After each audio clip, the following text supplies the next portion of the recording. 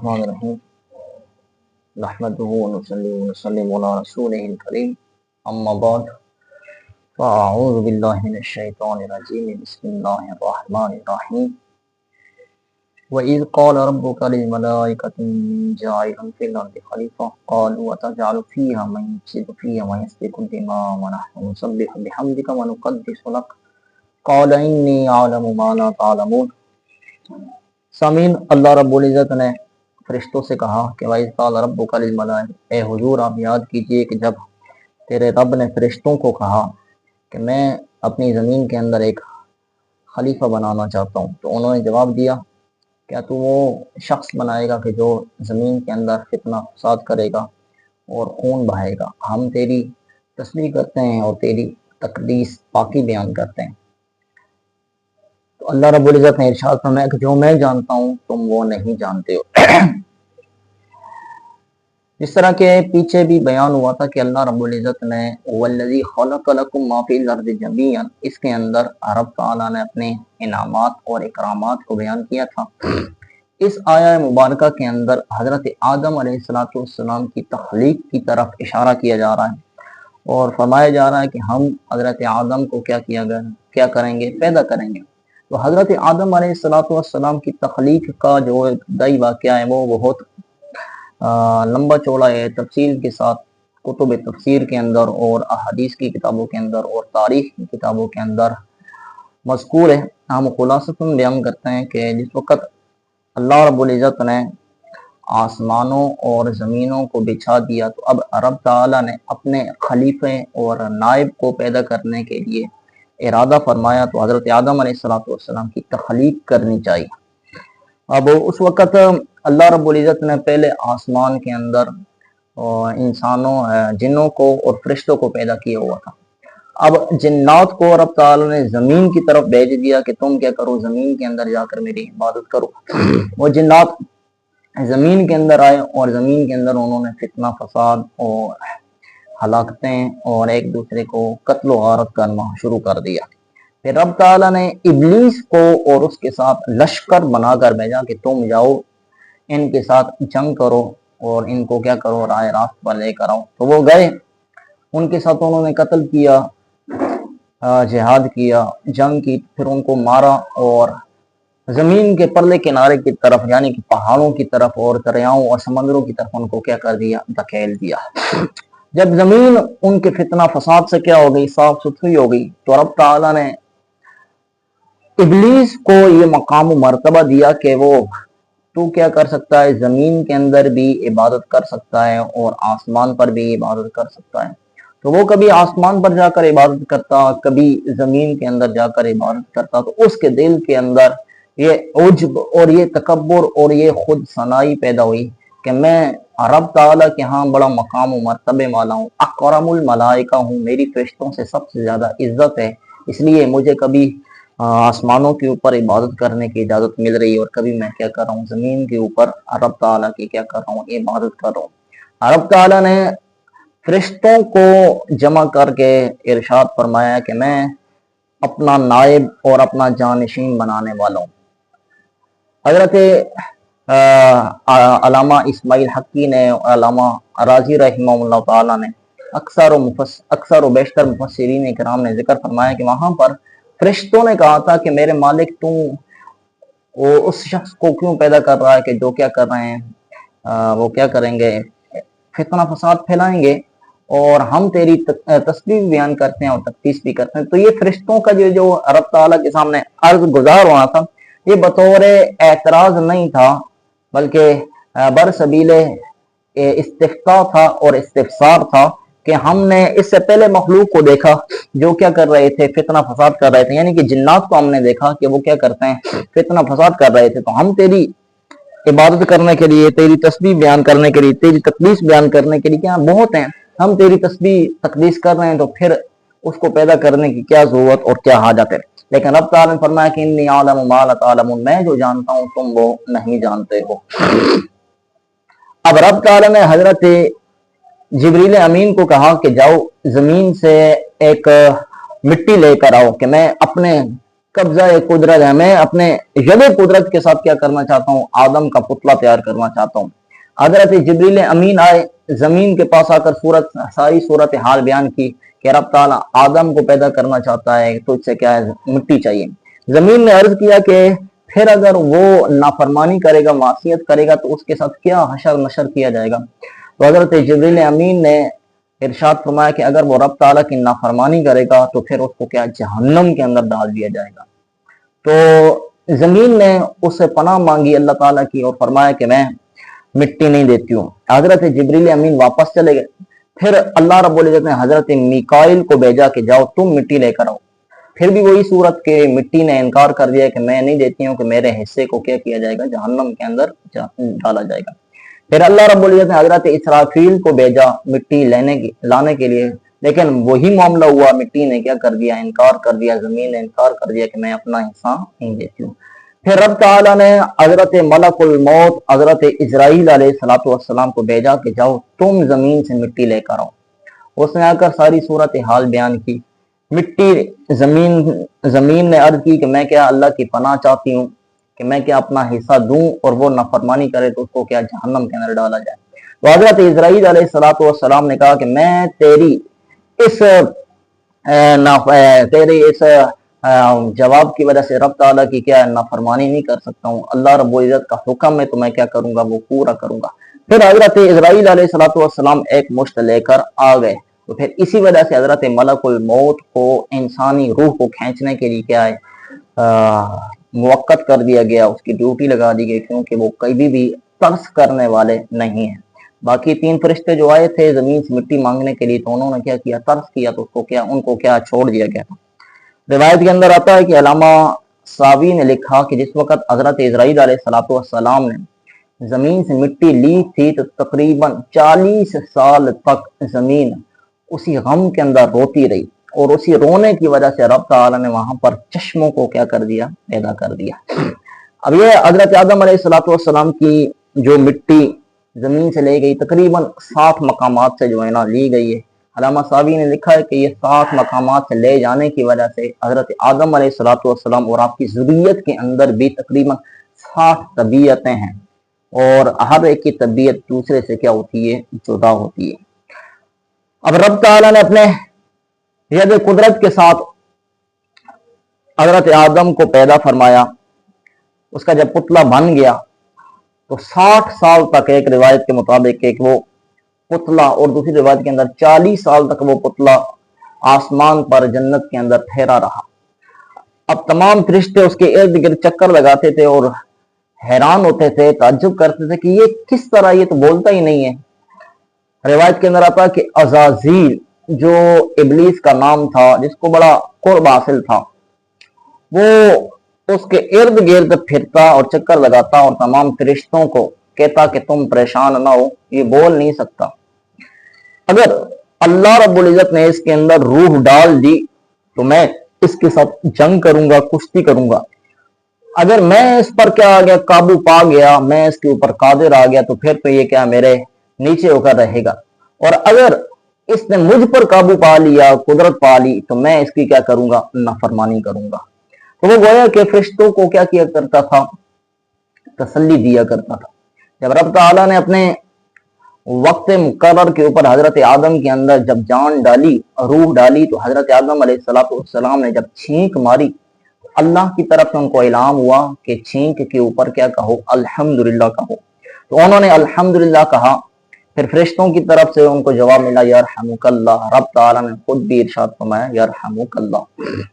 پھر حضرت آدم علیہ السلام کو ارشاد فرمایا گیا کہ جاؤ تمام فرشتوں کے پاس، ان کو سلام تحیت پیش کرو، جو وہ تمہارے سلام کا جواب دیں گے تو وہ تمہارا بھی سلام کا جواب ہوگا، اور تمہاری ذریت کا، تمہاری اولاد کا بھی کیا ہوگا، سلام کا جواب ہوگا۔ یہ مختصر سا واقعہ حضرت آدم علیہ السلام کی تخلیق کا۔ جب ان کی تخلیق ہو گئی تو رب تعالیٰ نے ارشاد فرمایا کہ تم کیا کرو، سجدہ کرو۔ یہ وہ آگے آ رہا ہے انشاءاللہ، اس کے اندر اس کی تفصیل بیان کی جائے گی۔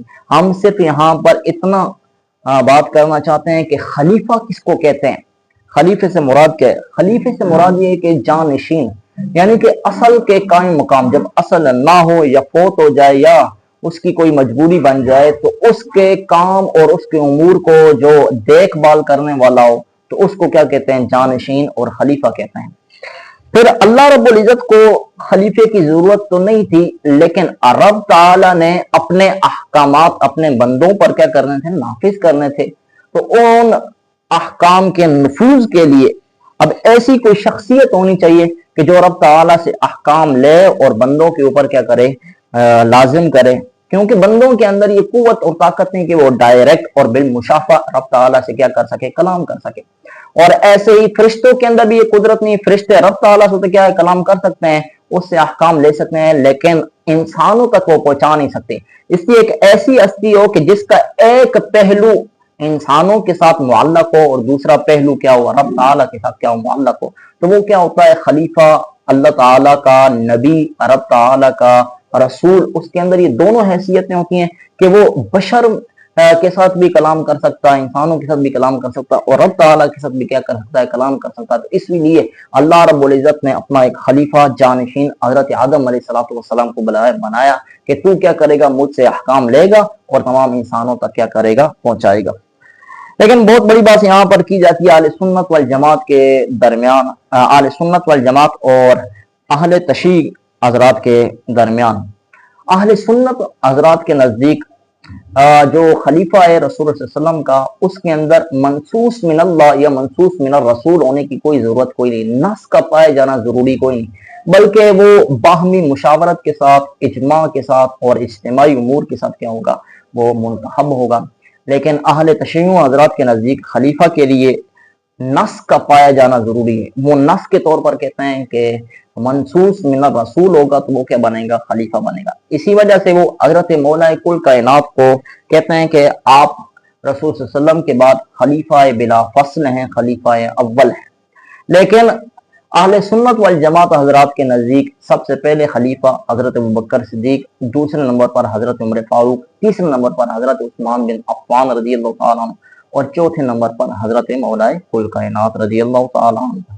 وہ یہ کہتے ہیں کہ حضور نبی کریم علیہ السلام نے ارشاد فرمایا، یعنی کہ جو انہوں نے اپنی نظر کے مطابق، اپنی فہم و فراست کے مطابق یہ سمجھا کہ یہ نص ہے مولا علی پاک رضی اللہ تعالیٰ عنہ کی ولایت کے اوپر یا آپ کی جو ہے نا خلافت کے اوپر۔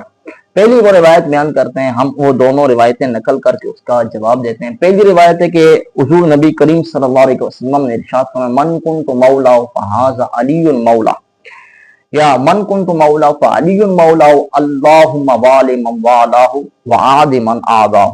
فرمایا کہ حضور نے ارشاد فرمایا کہ جس کا میں مولا ہوں، علی اس کا مولا ہے، اور جو علی سے محبت رکھے گویا کہ اللہ اس سے محبت رکھتا ہے، اور جو علی سے عداوت رکھے، دشمنی رکھے، اللہ اس سے کیا رکھتا ہے؟ عداوت اور دشمنی رکھتا ہے۔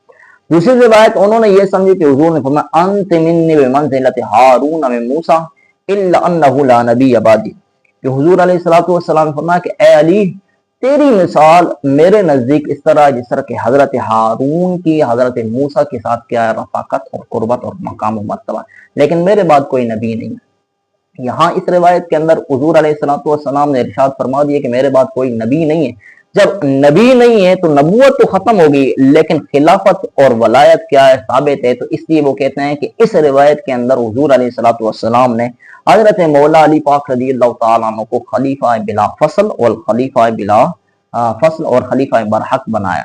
لیکن ہم پہلی روایت جو من کنت مولا فعلی مولا، اس کا جواب حضرات کے نزدیک صحیح نہیں، اس لیے امام ابو داؤد السجستانی اور امام ابو حاتم الرازی انہوں نے کہا کہ یہ روایت کیا ہے؟ صحیح نہیں ہے، اور فرمایا کہ یہ کیا ہے؟ روایت باطل ہے۔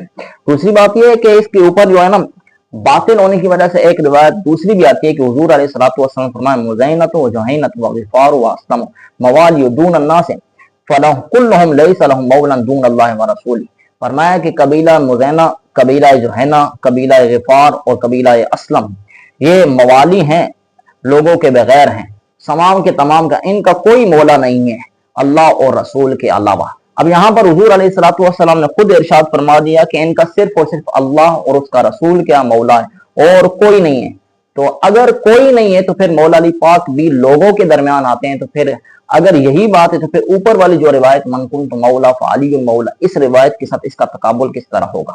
دوسری بات یہ ہے کہ یہ خبر اگرچہ صحیح ہے، ایک سکہ راوی دوسرے سکہ راوی سے کیا کر رہا ہے؟ روایت نقل کر رہا ہے، لیکن اس کے اندر مولا سے مراد کیا؟ ولی مراد ہے، یعنی کہ حضور نے فرمایا جس جس کا میں ولی ہوں، جس جس کا میں کیا ہوں؟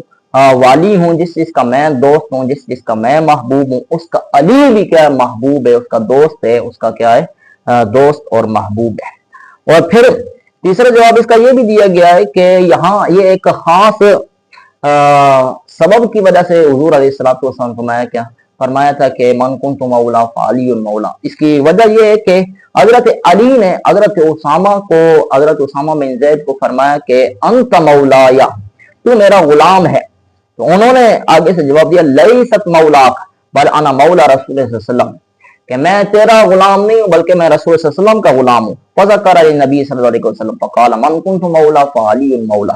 تو حضرت علی نے یہ سارا قصہ حضور کی بارگاہ کے اندر پیش کیا، تو حضور نے فرمایا کہ جس جس کا میں مولا ہوں، یعنی جس جس کا میں مالک ہوں، علی بھی اس کا کیا ہے؟ مالک ہے۔ تو یہ ایک خاص واقعے کی طرف اشارہ کرنا تھا۔ اس طرح چوتھا جواب یہ دیا گیا کہ حضرت عائشہ رضی اللہ تعالیٰ عنہ کے جو واقعہ عفت کے معاملے کے اندر جو ان کے اوپر تہمت لگائی تھی لوگوں نے، تو حضور علیہ الصلوۃ والسلام بڑے رنجیدہ خاطر ہوئے تھے، کبیتہ خاطر ہوئے تھے۔ تو حضرت مولا کل کائنات رضی اللہ تعالیٰ عنہ وہ حضور کی بارگاہ کے اندر آئے اور عرض کیا رسول اللہ صلی اللہ علیہ وسلم، آپ کے لیے حضرت عائشہ سے علاوہ کتنی بہت زیادہ حسین و جمیل عورتیں پڑی ہوئی ہیں، آپ ان میں سے کسی ایک کے ساتھ کیا کر لو؟ نکاح کر لو۔ اب جو منافق تھے ان منافقوں نے اس بات کو ہوا دینے کی کوشش کی تاکہ حضرت علی کا مقام و مرتبہ حضور کی نگاہ کے اندر کیا کیا جائے؟ کم کیا جائے۔ اب حضور علیہ الصلوۃ والسلام فرمایا من کنت مولا فعلی مولا، جو میرے ساتھ محبت کرتا ہے، جس کا میں مولا ہوں، جس کا میں مالک ہوں، علی بھی اس کا کیا؟ مالک اور مولا۔ اس روایت کے اندر تو کہیں بھی یہ بات ثابت نہیں ہوتی کہ حضور علیہ الصلوۃ والسلام نے خلیفہ بلا فصل اور خلیفہ برحق علی کو کیا ارشاد فرمایا ہو، اول خلیفہ۔ دوسری روایت جو انہوں نے بیان کی ہے کہ حضور علیہ الصلوۃ والسلام فرمایا انت منی بمنزلۃ ہارون من موسی الا انه لا نبی بعدی۔ اس کا جواب یہ ہے کہ اس روایت کے اندر حضور علیہ الصلوۃ والسلام نے کہیں بھی یہ ارشاد نہیں فرمایا کہ علی میرے بعد کیا ہوگا؟ خلیفہ ہوگا، کیونکہ جو حضرت موسیٰ علیہ الصلوۃ والسلام کا جو مقام و مرتبہ ہارون کے ساتھ تھا، ہارون آپ کے بڑے بھائی تھے اور ہارون آپ سے پہلے ہی فوت ہو گئے تھے۔ اگر ہارون حضرت موسیٰ کے خلیفہ تھے تو اس صورت کے اندر تو خلیفہ تو وہ ہوتا ہے جو بعد میں ہو، اور یہ روایت ہمیں کیا ملتی ہے کہ حضرت موسیٰ علیہ الصلوۃ والسلام کے خلیفہ حضرت یوشع بن نون تھے۔ اگر حضور علیہ الصلوۃ والسلام خلیفہ کہنے کی نیت سے کہہ رہے ہوتے کہ تو میرے نزدیک موسیٰ جس طرح کہ ہارون کا ان کا مقام و مرتبہ ویسے ہے، تو اگر یہ بات ہے تو پھر اس صورت کے اندر تو حضور کہتے ہیں کہ تیری میرے نزدیک وہ مثال وہ مقام و مرتبہ جس طرح کہ حضرت یوشع کا حضرت موسیٰ کے ساتھ ہے۔ تو اس لیے یہاں پر خلافت کا ثبوت نہیں ہوتا، اگر خلیفہ بنانا ہوتا تو یہ کہتے، لیکن یہ نہیں کہا گیا۔ دوسری بات یہ ہے کہ حضور علیہ الصلوۃ والسلام نے جس طرح یہ مقام و مرتبہ حضرت علی کو ارشاد فرمایا کہ تیری میرے نزدیک وہ مقام و مرتبہ اور حیثیت ہے جس طرح کے جو حضرت ہارون کی ہے حضرت موسیٰ کے ساتھ، تو اس طرح تو حضور علیہ الصلوۃ والسلام نے کافی ساری جنگوں کے اندر غزوات کے اندر حضرت موسیٰ کے حضرت علی کے علاوہ باقیوں کو فرمایا کہ تمہارا میرے نزدیک کیا وہ مقام و مرتبہ بہت اونچا بلند ہے، جس طرح کہ حضرت عبداللہ بن ام مکتوم ہو گئے، محمد بن مسلمہ اور ان کے علاوہ باقیوں کو کیا ارشاد فرمایا کہ تم میرے کیا ہو؟ خلیفہ اور مولا ہو۔ اگر ان کو اس خاص جنگ کے اندر حضور علیہ الصلوۃ والسلام نے مولا اور خلیفہ بنایا تو کیا اس سے یہ دلیل پکڑی جا سکتی ہے کہ وہ کیا خلیفہ برحق ہیں، خلیفہ بلا فصل ہیں؟